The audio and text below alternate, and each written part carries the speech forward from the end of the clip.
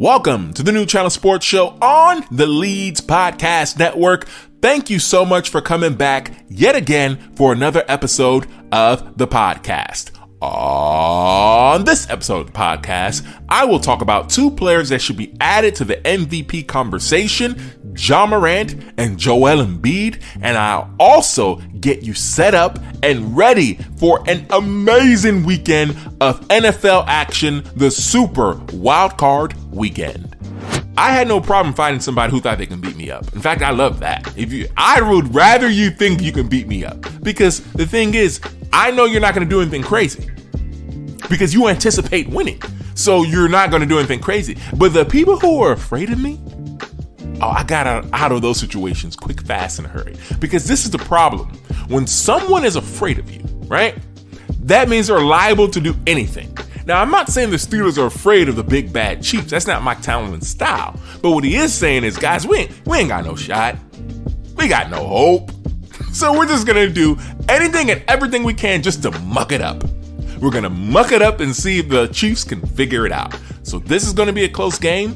But all that to say, the Chiefs are still going to win the game. This is the NuChannel Sports Show. What is good? This is the NuChannel Sports Show on the Leeds Podcast Network. I am so happy and so thrilled that you are back. You have joined me yet again for another episode of the podcast. While you are here, check out all the other shows on the Leeds Podcast Network. Check out Monday's show immediately following our show. It's free basketball with Daniel and them boys. They always hold it down on Mondays, give you good basketball talk, and give you good entertainment as well. Check out all the shows on the Leeds Podcast Network. And you can also check out articles written by so many of the writers on the leadsm.com. That's the leadsm.com. You can check out articles for your favorite basketball teams in the NBA and the WNBA as well. You can also check out the Leeds Podcast Network podcast. You can also check out this podcast on the leadsm.com. Also, you can check out the NuChannel Sports Podcast. You can check out that podcast wherever you listen to your podcasts. We are there. Also, you can check out our website, NuChannelSports.net. That's NuChannel spelled N-U, channelsports.net. And then you can also check us out on Afro Vibes TV. Check out Afro Vibes TV. Afro Vibes is an amazing platform. You can see our beautiful faces on there.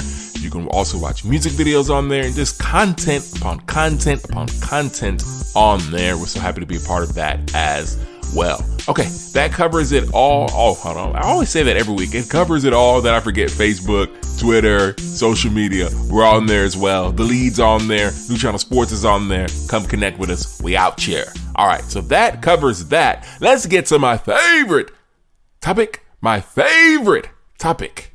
I said again, my favorite topic, headlines.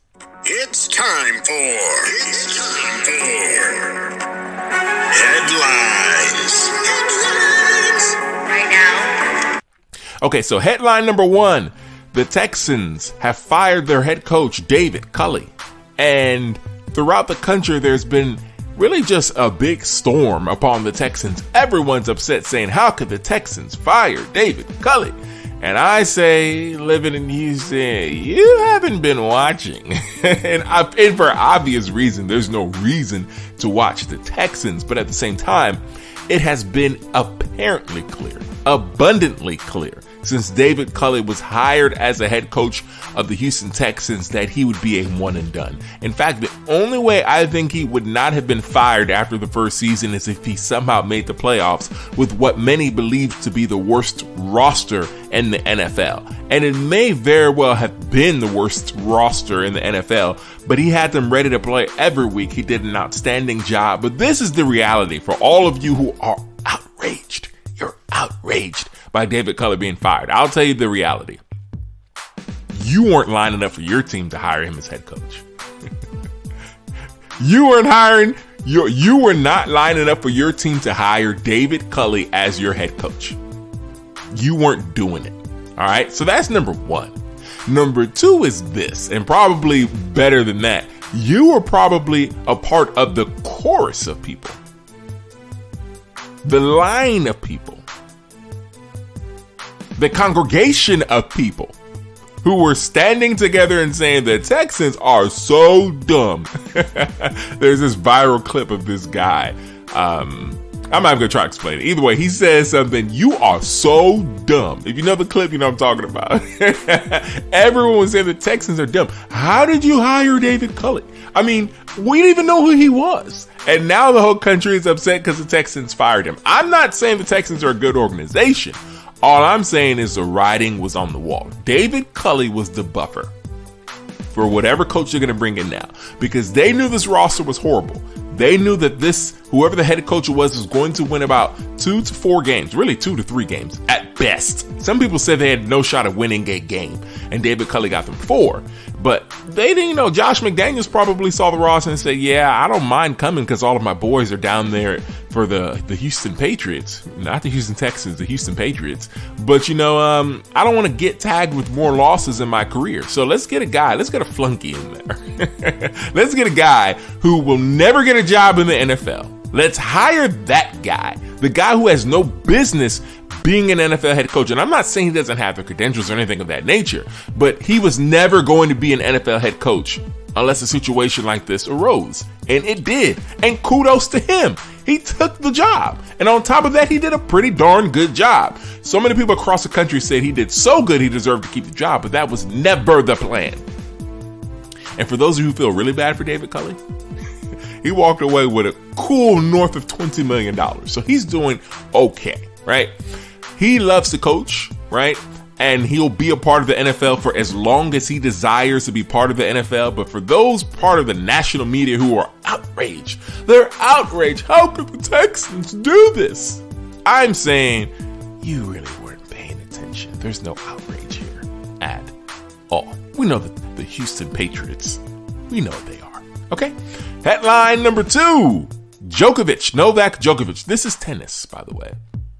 So you must, if you don't watch tennis at all, I apologize. I won't drag this out. I'll keep this going for about 45 seconds to a minute, right? You can just go ahead and hit that fast forward button. On some of our platforms has that 15 seconds. Some has that 30 second skip through. Go ahead and do that, right? Just go ahead.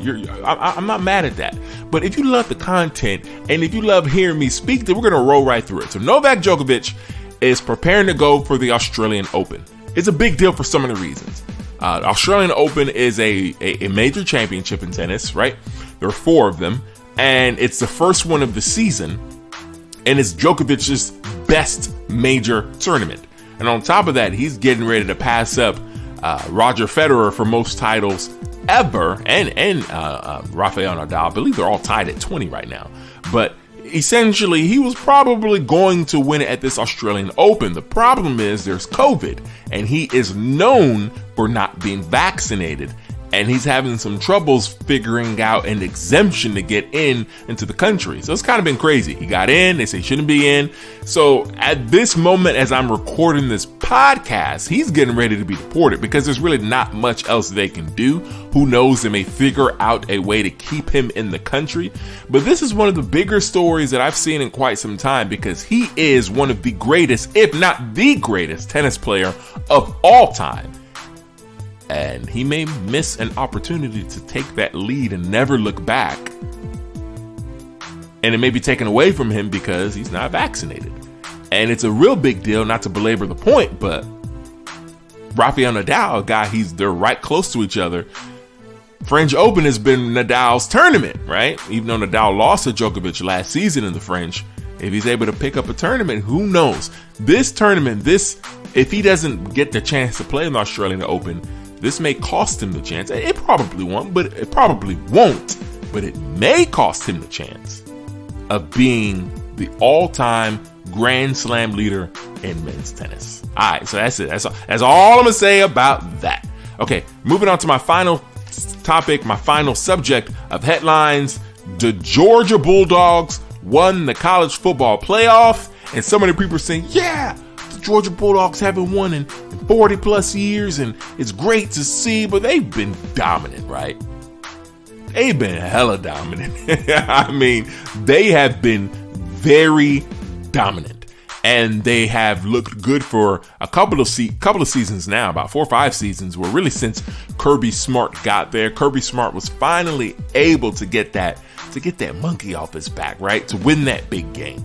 Kirby Smart beating Alabama and winning the national championship is very similar to me with a Mac Brown. I remember growing up that everyone said, Mac Brown, you did it all. You've done it all. You got to beat Oklahoma and you got to win a big game. You beat Oklahoma.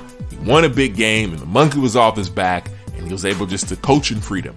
And now that Kirby Smart has won, all that means is there's going to be more SEC dominance. If you're a college football fan and you're not an SEC fan at all, I'm sorry, it's going to suck even more, because the SEC just continues to get stronger and stronger. And with the SEC getting stronger, it reinforces the idea, which is it's not even a theory anymore. At this point, it's just becoming fact that the college football landscape is college football is essentially becoming a Southern sport, right? I mean, Georgia, Alabama, Florida, to some extent, Texas, South Carolina, that's really about it, right? I mean, those are the states that have just dominated for the past 20 plus seasons. There's only been a few outliers here and there. And I mean, Ohio, right? Ohio State. But other than that, it's really been the southern states absolutely dominating. So congratulations to Georgia. You are the college football playoff winners. And if any of y'all watch the NBA, Inside the NBA, I was happy for Ernie Johnson, because you know EJ, right? I don't know him personally, but I watch the show Inside the NBA so much, I believe I know him. I know everything he's been through this year. He lost a son this year. And to see him have the opportunity to see his Georgia Bulldogs win a national title, it made me feel good. I felt happy for EJ, if for nothing else, right? Happy for EJ. And that was your headlines. Okay, so let's get into the meat of the episode. And normally I start off with the NBA, then I transition to the NBA, but this time, because of where we are in the NBA, in the NFL, I'm going to start with the NFL because it is a great time of the year. It is playoff time. It is playoff season, and I'm going to get you ready on this day for the playoffs. So this show debuts on Saturday, but you can listen to it any day of the week. Anywhere you want to listen to it, you could download the episode. But they premiere on Saturdays, and as you know, the playoffs start on Saturday. All right. So why this is such a big deal is I'm getting you set up. I'm getting you prepared for a super wild card weekend. Why is this weekend super wild card weekend? Because this is the first time that the top two teams in the AFC and the NFC respectively did not get bye weeks. It was only the top team, which means there's an additional playoff spot open up, meaning there's an additional playoff game in each conference in the wild card weekend. So instead of getting 4 games, we got 6 games. So this is awesome. The NFL, kudos to you for doing this. I love it. I really do. And I love the fact that the top team gets to bye. There's something about being number one, and it's awesome. It's a great job by the NFL, and I'm excited. Let's get to these games every single season, right? So you haven't heard the podcast. If you solely listen to NuChannel Sports on the lead, you have not heard my predictions. But so far, for the last 4 seasons, my upset special has come through. And I'm not saying it's going to come through this season, but I'm just saying for the last 4 years, I have been right. All right. So I'm going to have an upset special later on. Tune in for that. But the first game I'm going to cover is the Chiefs and the Steelers. And this will not take long. There is not much to cover here. The Chiefs should, that's the key word, should steamroll the Pittsburgh Steelers.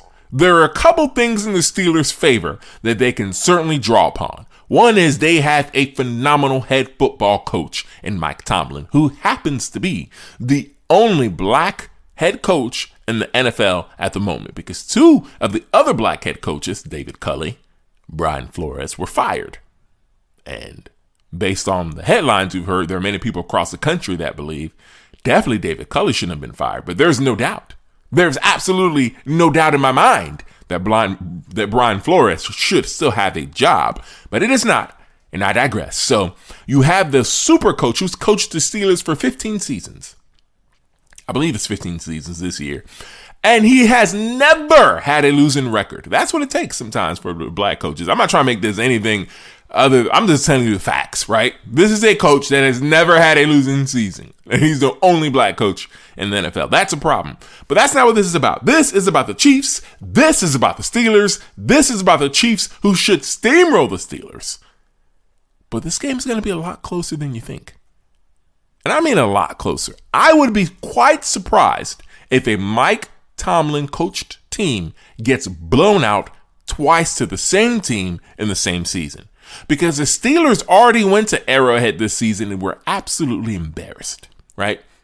They were embarrassed. The Kansas City Chiefs pulled their pants down and started whipping them, right? That's what they did. They were whipping grown men. It was embarrassing. And Mike Tomlin ain't going to be embarrassed twice. I know he will not allow himself to be embarrassed twice. So I am anticipating that this playoff game will be a lot closer than people think.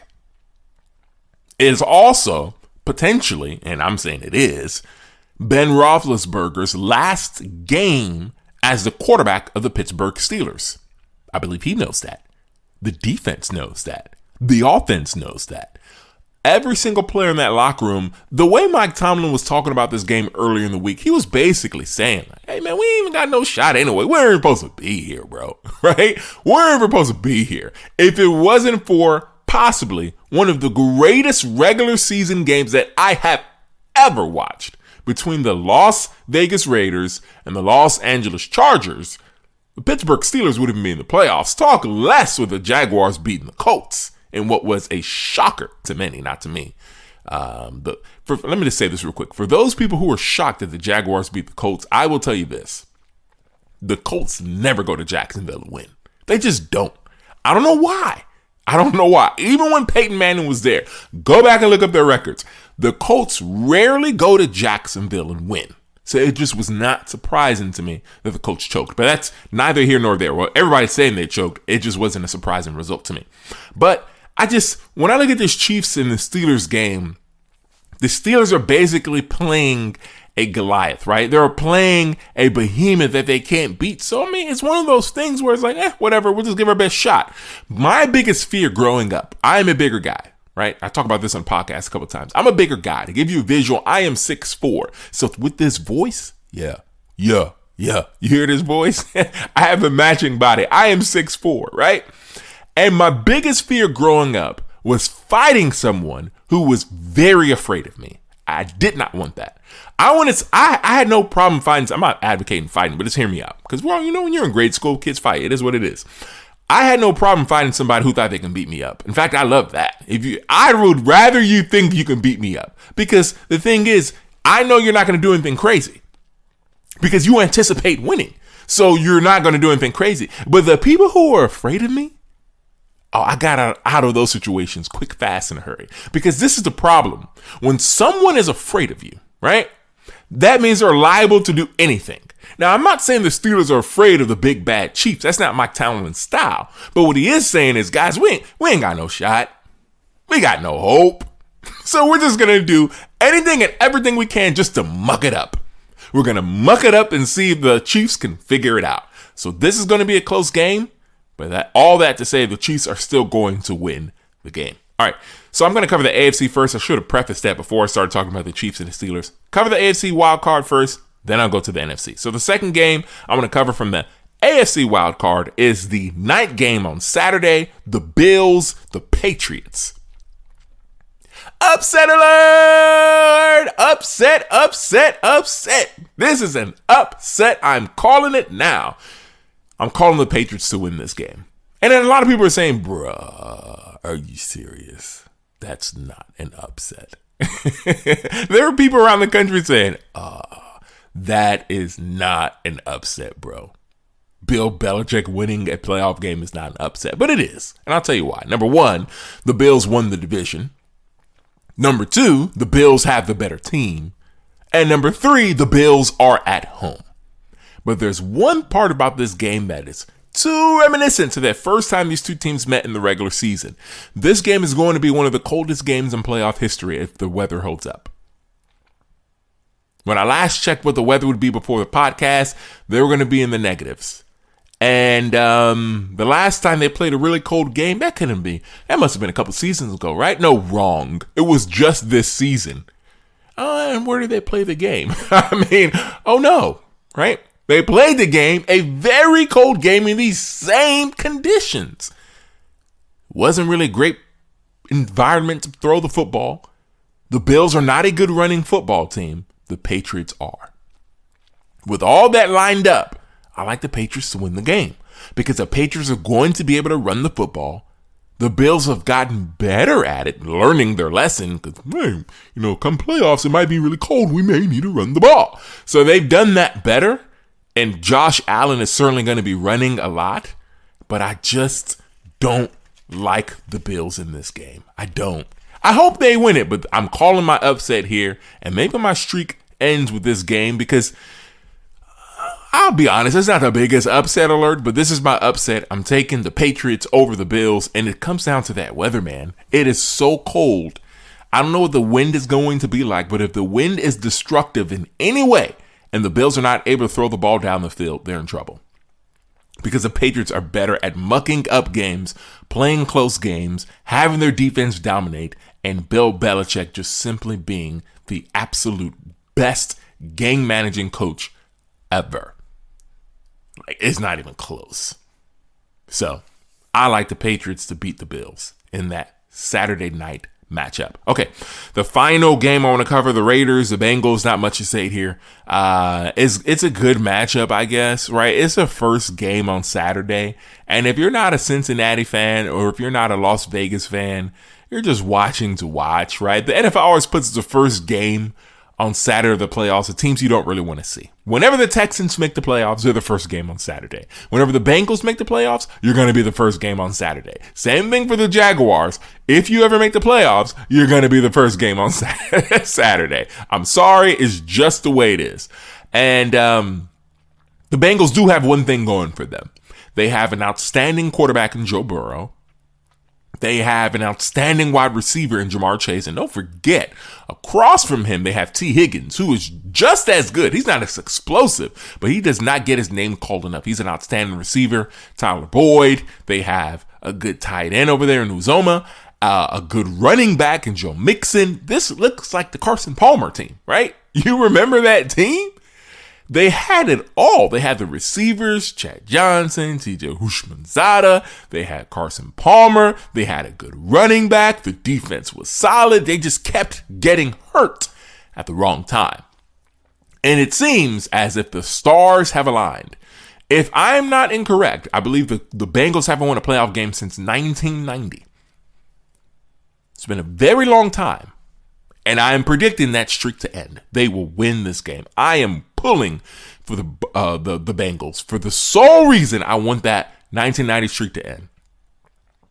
That city deserves it. Those players deserve it. And I'll be happy to see them win a playoff game. And I'm also happy to see Carr in the playoffs. Because the last time the Raiders made the playoffs, he got them there, then he got injured.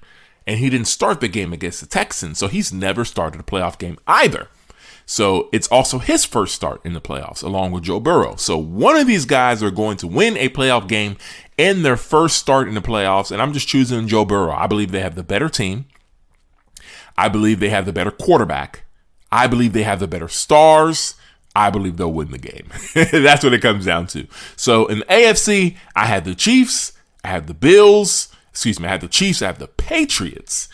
And I have the Bengals moving on. And it'll be 4 teams when you add the Tennessee Titans. So I'll cover that next week, and we'll see where I'm wrong. And I'll call myself out. I'm like, I was wrong. I have no problem saying I'm wrong, so we'll see where I was wrong. And if my upset doesn't work out, then it doesn't work out. But I'm going with the Patriots over the Bills in my upset. All right, let's move on and transition into the NFC. And let's start off with a game I think is easy. The Bucks, the Eagles. The game might be close. It might be. The Eagles are kind of a hard team to blow out. When you have a guy that plays quarterback the way Jalen Hurts plays, and it's his first NFL start, there are a lot of guys who have their first start in the playoffs, a lot. In the AFC, of course, Mac Jones with the Patriots, and then you have two other teams, Raiders and Bengals, I just talked about. In the NFC, first team I'm covering, you got Jalen Hurts. That's already four quarterbacks, that are making their first playoff start. That's pretty cool. That's pretty cool. That means we're getting new blood here. So I do like Jalen Hurts. I don't think he's a great quarterback, but he's a outstanding game managing quarterback. And if the game is close, and I believe he can keep it close because he's not really going to turn the ball over too much, it may be a close game. This game may be reminiscent of the first game the Bucs played last season against the Washington football team, another NFC East team. The game will be close, but Brady and the Bucs are going to get it done. I don't need to cover this too long. I got the Bucs winning. That's not an upset. I'd be stunned if the Eagles upset the Bucs. I just would. All right, second game, which I think is the game of the weekend. The Bills and the Patriots on the AFC side, and the NFC side, the game of the weekend, the 49ers versus the Dallas Cowboys. All right, so for those of you who are under the age of 30, if you are under the age of 30, and honestly, if you're under the age of 35, which includes myself, right? Maybe even 40. If you're, we'll say 38. If you're under the age of 38, you may not even begin to appreciate the rivalry between the 49ers and the Dallas Cowboys. But we have yet another edition of this great rivalry. It's really a playoff rivalry, and I'm very excited to watch this game. If you were the Dallas Cowboys and coming into last week Sunday, the one team you were like, you know what, we really don't want to play them, it was probably the San Francisco 49ers, because the 49ers present a unique challenge to the Cowboys. The Cowboys are not a great defense. I don't care what their numbers say. They're not a great defense. If you watch this team, you know they're not great. They're a playmaking defense. They thrive on turnovers. Well, what the 49ers do really well is Garoppolo doesn't throw the ball too much to turn it over, and they run the ball, and they have a fantastic defense. For the Cowboys, it's imperative on them offensively not to have 3 and outs, because you would assume that the 49ers are going to run the ball and run it effectively. And if they are, they can shorten the game.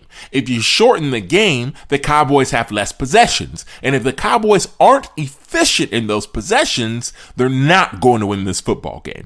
This game for me is truly a toss-up. I don't know who's going to win.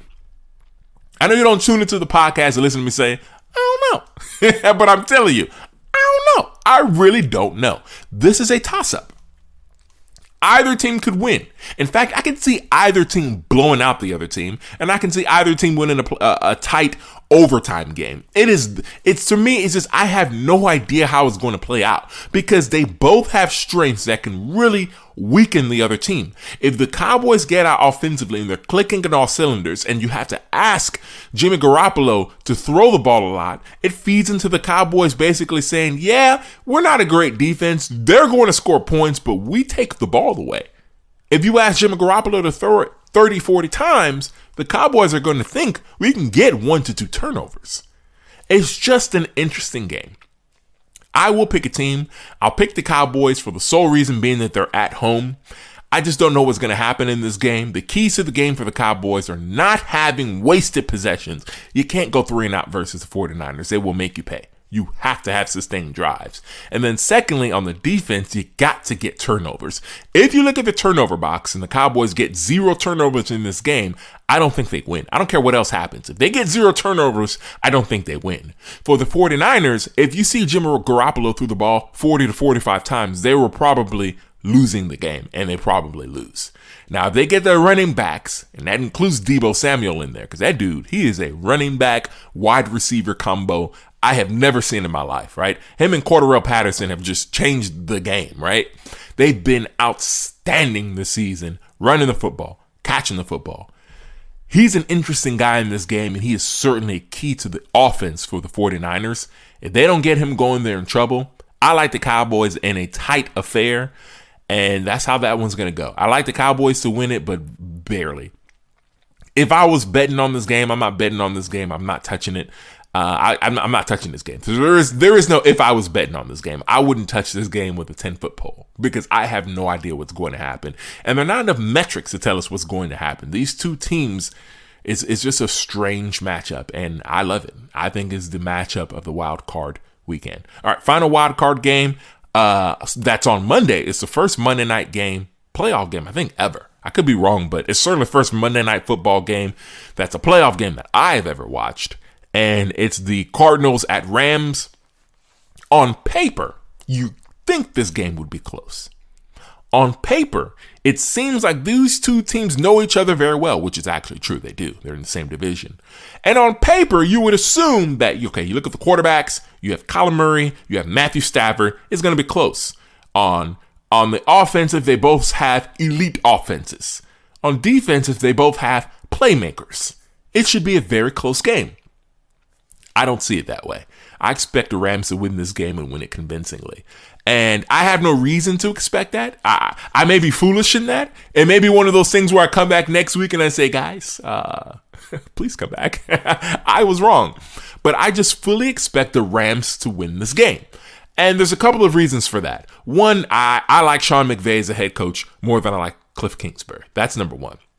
Number two, it is another quarterback that's having his first playoff start in Kyler Murray. So I believe that's 5 quarterbacks out of the 12 teams. I believe 5 out of the 12 quarterbacks are hosting or playing in their first playoff game. And I like Kyler Murray, and I know the interception record for Matthew Stafford towards the end of the season was ugly. I trust him more in the playoffs. I just do at this moment. He hasn't done anything in playoffs, right? So there's no reason for me to trust him more, but I do. And I trust him more because he's connected with Sean McVay. So far, the Rams, they thought they were getting an elite quarterback. They've gotten Jared Goff. They paid all of that draft equity and all of that money for Jared Goff. They traded Jared Goff to get Jared Goff. So Matthew Stafford, if you were to ask me, and the reason why I think the Rams are going to blow them out, this is the biggest game for the Rams in the last 20 years. You may say, dude, they just played in the Super Bowl. But they didn't have a chance. They got smacked in the Super Bowl. I understand. I think it was 13-3, but they didn't have a shot against the Patriots. But this is the biggest game for this reason. With all the draft equity you gave up, with all of the pieces that you've made to basically say we're trying to go for it and go for it now, like bringing a guy like a Von Miller during the middle of the season, bringing in an Odell Beckham Jr., you're going all in. If you don't win this game at home to get to the next round of the playoffs after putting all of that draft equity out, and remember, Jared Goff got you to the second round last season. You won a playoff game, then you got smacked versus the Packers. You got to ask yourself, what was it all for? The Rams have the most pressure out of any other team in the playoffs this year. For me, it's not even close. No other team has the pressure that the LA Rams have. And I believe that pressure will turn into diamonds and they're going to handle the Cardinals easily.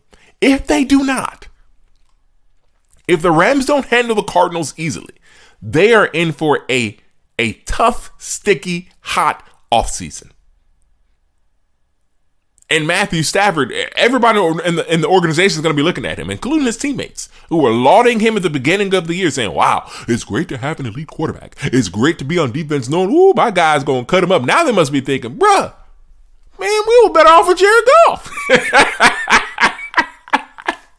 Part of that's funny to me. Isn't that funny? Or at least to me, it's funny. I find it to be humorous. They did all moving heaven and earth to bring Matthew Stafford there, and they basically got Jared Goff. I can't even say Jared Goff 2.0. This is not Jared Goff 2.0. This is Jared Goff.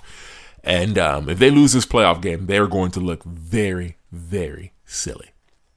All right, so I gave you my NFC picks. I gave you the Buccaneers, Cowboys, and then I rounded it out with the Rams in the blowout of the week. I always give an upset and a blowout. So my Rams are the blowout. My upset is the Patriots over the Bills. So that was my primer, getting you ready and set for wild card weekend. All right, so let's move on. Let's transition to the NBA. I don't have much I want to talk about in the NBA. I have a couple of topics, really just, a couple of topics. That's it. I want to start off by lauding Ja Morant. I did this on a couple podcasts ago, but when you watch Ja Morant, I see a guy that just gets better and better and better. And it's scary. It's scary to watch because you look at that team and they still have Jaren Jackson Jr. He's balling too. Let's call a spade a spade. He's balling too. There's just something about the attitude of Ja Morant that just embodies the Memphis Grizzlies. You remember the Memphis Grizzlies when they had Zach Randolph and they had Marc Gasol? There was this ground and pound. There was this rough team. And Ja Morant really embodies that. He embodies that. And Memphis, the city itself, is kind of like that. And it was just a perfect union, the perfect marriage. And seeing the way he has blossomed, you got to ask yourself, is this guy in the MVP conversation? Is he? You look at a guy like Steph Curry, who's been phenomenal this season, but for the past couple of weeks, he's been not even Steph Curry-like. He's been below Steph Curry-like. So he's really exited the MVP conversation for now. And you have a guy like Ja Morant who has teleported his way into the conversation because he has tried to dunk on everybody. He reminds me of Russell Westbrook. When Russell Westbrook first came to the NBA, he didn't care who you were. You could have been an 8-foot tall brick wall. He was trying to dunk on you. And Ja Morant, I think he tried to dunk on LeBron. It would have been nasty too if he was able to do it. But he just doesn't care. He has this attitude like, I don't care. There's these kids I remember in every class I was, there was always a student that, maybe I shouldn't be praising this, and I guess I'm not, but there was always a student who just didn't care, right? The teacher would say, sit down, and I'm going to call him Johnny. Johnny would be like, man, I ain't sitting down nowhere, right? Johnny wasn't sitting down, right? He just didn't have the fear. And you could look into his eyes, and even as a child, I'd think to myself, man, if I was a teacher, I would even try to mess with Johnny. Just go to the office. I'm not even trying to mess with you. Because there are certain kids, I remember you look in their eyes, and they didn't care about the repercussions of their actions, right? They didn't care. Ja Morant does not care. He does not care. He does not care about the repercussions of his actions. If he's going to dunk on you, he's going to try to dunk on you. And he's going to try to win the game. I've said this also in this podcast before. Because he reminds me of Westbrook, I see the same similarity in their games. Because he does remind me of that, it would give me pause, but the difference is he seems to be a more complete player. Again, I'm not saying he's better than Russ, but he has that energy, that attitude, that flair, but he's also a damn good basketball player as well. I'm not saying Russ isn't, but Russ has his efficiency issues. Ja Morant doesn't really have that. And he is just absolutely scary. And we're at the point now where if you're Zion, I said this before, Zion, I don't know. I'll be honest with you. Because Zion was supposed to be the can't miss product. He was supposed to be the can't miss guy. And Ja Morant looks absolutely amazing. He is untouchable. He's one of the few untouchable players in the NBA. You wouldn't trade Ja Morant for Kevin Durant at this moment. And not because he's better than KD, it's because KD's age, right? You're not trading Luka Doncic for anyone, right?